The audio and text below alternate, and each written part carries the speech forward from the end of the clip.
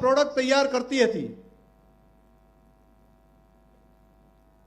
આપણા મુખ્યમંત્રી શ્રી વિજયભાઈ રૂપાણી સાહેબે એની અંદર બાકી જે નાની મોટી ફરિયાદો જે આવતી એની બાબતમાં એમણે કીધું કે ભરોસો કોઈ જગ્યાએ મૂકવો હોય તો સહકારી સંસ્થાઓ ઉપર ભરોસો મૂકી અને આ પ્રોડક્ટ જે કંઈ તૈયાર કરવાની થાય એ સહકારી સંસ્થાઓ આ ડેરીઓ બનાવે, અમૂલ બ્રાન્ડથી બનાવે અને એને ખરીદવાનું કામ એ રાજ્ય સરકાર કરી અને એક એક ગરીબ પરિવારની બેન સુધી, એના બાળક સુધી, એ સગર્ભા માતા સુધી આ ખોરાક પહોંચાડીને ગુજરાતને કુપોષણમાંથી મુક્ત કરવા માટેનો આવો સંકલ્પ કર્યો। એના માટે અભિનંદન। અને આપણા ઉપર ભરોસો મૂક્યો, આપણા પશુપાલકો ઉપર ભરોસો મૂક્યો, આટલી વિશાળ બહેનો ઉપર ભરોસો મૂક્યો, એના માટે એમનો હૃદયપૂર્વક ખૂબ ખૂબ આભાર। આપણા અધિકારીશ્રીઓ પણ અહીં આવ્યા છે, એમણે પણ આવીને કહ્યું કે આ પ્રમાણનો પ્લાન્ટ આટલા ટૂંકા ગાળાની અંદર માત્ર 8 મહિનાના સમયગાળાની અંદર આખી ફેક્ટરી તૈયાર થઈ અને એનું પ્રોડક્શન આપણે ત્યાં ચાલુ થયું છે।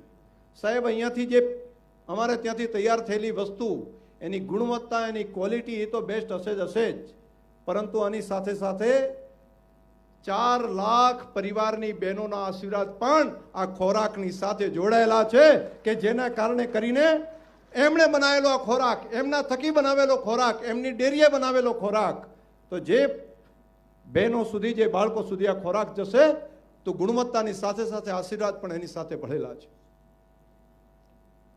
સાહેબ, આપે ખૂબ અમારા માટે બાકી પણ ચિંતા કરી છે। પાવડરની મંદીમાં, દૂધની આટલા વૈશ્વિક મંદીમાં કોઈ રસ્તો નહોતો દેખાતો। દુનિયાભરની અંદર પાવડરના ભાવ ઘટી ગયા। અહીંયા પણ લાગે 700 રૂપિયા લીધેલું દૂધ એ 350 રૂપિયા પાવડર કરીએ તો થાય એવી સ્થિતિ અમારી। અને એ વખતે ઇતિહાસમાં પહેલી વખત આપણી ડેરીઓ માટે આ સંવેદનશીલ મુખ્યમંત્રીશ્રીએ ગુજરાતના ઇતિહાસમાં પહેલી વખત નિર્ણય કર્યો કે પાવડરનો એક્સપોર્ટ જો પશુપાલકોની ડેરી છે, એના માલિક એ આટલી વિશાળ બહેનો છે, પશુપાલકો છે, તો એમનો પાવડર જો સસ્તા ભાવે વેચાતો હોય તો એમને પૈસા કઈ રીતે મળી શકે? તો એના માટે રસ્તો શું? દુનિયામાં બાકી જગ્યાએ ભાવ તૂટી ગયા હતા, તો નિર્ણય કર્યો મુખ્યમંત્રીશ્રીએ કે પાવડર એક્સપોર્ટ જો વિદેશની અંદર જેટલો કરશો તો 1 કિલોએ આટલા રૂપિયા તમને આપશું। અને એનો નિર્ણય એ રીતે કર્યો કે સરકારના બજેટમાંથી 300 કરોડ રૂપિયા ફાળવવાનો હિંમતવાળો નિર્ણય આપણા મુખ્યમંત્રીશ્રીએ કર્યો। એટલે બેનો એક વખત બધા 2 હાથ ઊંચા કરીને મુખ્યમંત્રીશ્રીનો આભાર માનો, તાલીઓ વગાડીને। આપણા માટે આપણું કામ કર્યું છે। આપણો તો કોઈએ કાંટો કાઢ્યો હોય ને પગનો તો એ પણ આપણે ભૂલતા નથી, અને આવડું મોટું કામ આપણા મુખ્યમંત્રીશ્રીએ આપણા માટે કર્યું છે। અને એટલા માટે મારે એક જાહેરાત આપ સૌની વચ્ચે કરવી છે, માનનીય મુખ્યમંત્રીશ્રી આવ્યા છે ત્યારે, કે આ મંદીના સમયની અંદર પણ તમે અમને આ મદદ કરી, આ હિંમત આપી, એટલા માટે બધી જગ્યાએ દૂધના ભાવ તો પશુપાલકોના ઘટી રહ્યા છે। અમે સાહેબ હિંમતપૂર્વક આપની આ મદદના કારણે, રાજ્ય સરકારની બાકી યોજનાઓ, કેન્દ્ર સરકારની બાકી જે યોજનાઓ આવી એની મદદના કારણે અમે થોડા દિવસ પહેલા નિર્ણય કરી શક્યા હતા કે અમે બનાસ ડેરી દૂધના ભાવ નહીં ઘટાડે। આ વાત પશુપાલકો માટે અમે કહી શક્યા હતા। આ નિર્ણય સાહેબ તમે મદદ કરી એના કારણે કરી શકાયો। અને આજે હું એ બાબત કહી શકું કે નહીં ઘટાડીએ એ વાત તો અમે કરી હતી, પરંતુ આપ અહીંયા આગળ આવ્યા છો, આટલી મોટી મદદ કરી છે, ત્યારે દૂધની આવી મંદીના માહોલની અંદર બનાસ ડેરી આ 1લી તારીખથી કિલો ફેટે 10 રૂપિયા વધારવા માટેનો આજે નિર્ણયની જાહેરાત પણ કરે છે। આપ જ્યારે આવ્યા છો, આપે મદદ કરી છે, એના કારણે કરીને અમે પશુપાલકોને હિંમતપૂર્વક આ વ્યવસ્થા કરીએ છીએ। અને ખાલી 10 રૂપિયા ખરા, પણ 10 રૂપિયા સિવાય વધારાના ભાવ વધારો પણ આ વખતે સારો એવો રહેવાનો છે। એટલે એડવાન્સ વધારા તરીકે રોજે રોજ જે પૈસા અપાય એમાં વર્ષના અંતે જે વધારો મળતો હોય તો મળશે જ।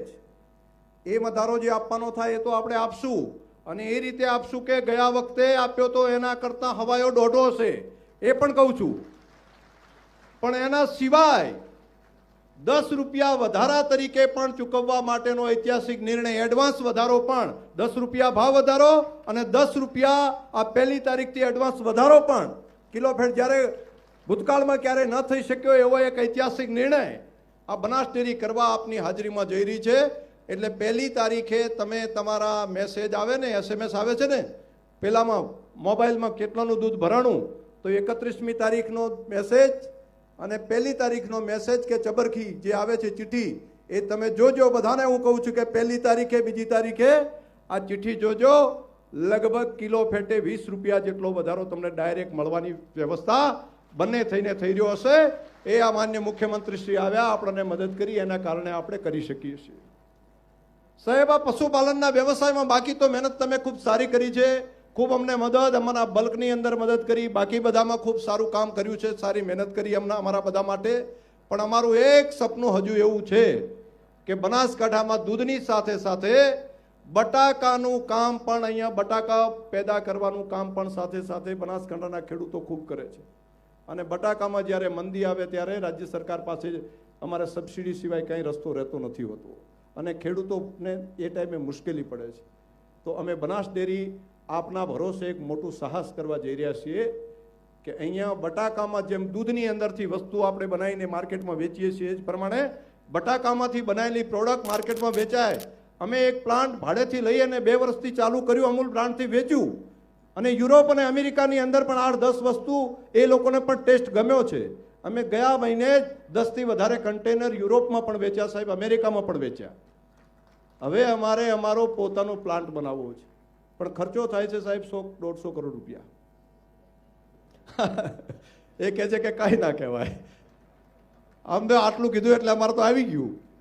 પણ સાહેબ, અમે આ ખર્ચો તો કરીએ, પણ સાથે સાથે ભારત સરકારે જે સ્પેશિયલ બનાસકાંઠા જિલ્લાને આ વખતે બટાકાની સબસિડીમાં એનો પ્લાન્ટ બનાવવા માટે સબસિડી તરીકે અહીંયા બનાસકાંઠા જિલ્લાને જોગવાઈ કરી છે.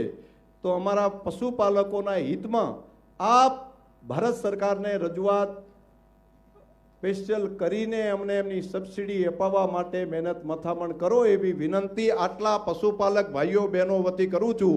આપણે બધા સંબંધો જરા તાલીઓ પાડીને કોઈ એક વખત સાહેબને કે આપણે અહીંયા આગળ આ પશુપાલકોને આ કામ થઈ જાય તો એક બટાકાનું પણ કામ સાથે સાથે ખૂબ સારું થાય. અને અમને ભરોસો છે તમારા ઉપર કે બનાસકાંઠામાં પૂર આવ્યું ત્યારે 5 દિવસ કરતાં વધારે સમય અહીંયા આવીને તમારો જન્મદિવસ પણ તમે અહીંયા ઉજવ્યો હતો, અને 1500 કરોડનું પેકેજ ઇતિહાસમાં પહેલી વખત બનાસકાંઠા જિલ્લાને મળ્યું હોય તો આ પૂરની અંદર મળ્યું હતું, આ મુખ્યમંત્રીશ્રીએ આપ્યું હતું. એટલે અમને ભરોસો છે કે બનાસકાંઠા જિલ્લા માટે આપ આની અંદર પણ મદદ કરશો અને કરશો જ, એવો ભરોસો અમારે બધાને, આ પશુપાલકોને બધાને છે. અને આ કામ થાય તો બનાસકાંઠાની આવતીકાલ અમારી ઉજળી બની શકે બનાસકાંઠા જિલ્લાની, એ આપ સાથે વિનંતી હતી. સાથે દાડમનો પ્રોજેક્ટ જે છે એ પણ આપણે કરવા માટે આગળ વધી રહ્યા છીએ. અને આજનો આ પ્લાન, એની અંદર મુખ્યમંત્રીશ્રીએ પોતે આવીને આપણા બધા માટે આવડું મોટું કામ કર્યું છે, આપણું હિંમતવાળું કામ કર્યું છે.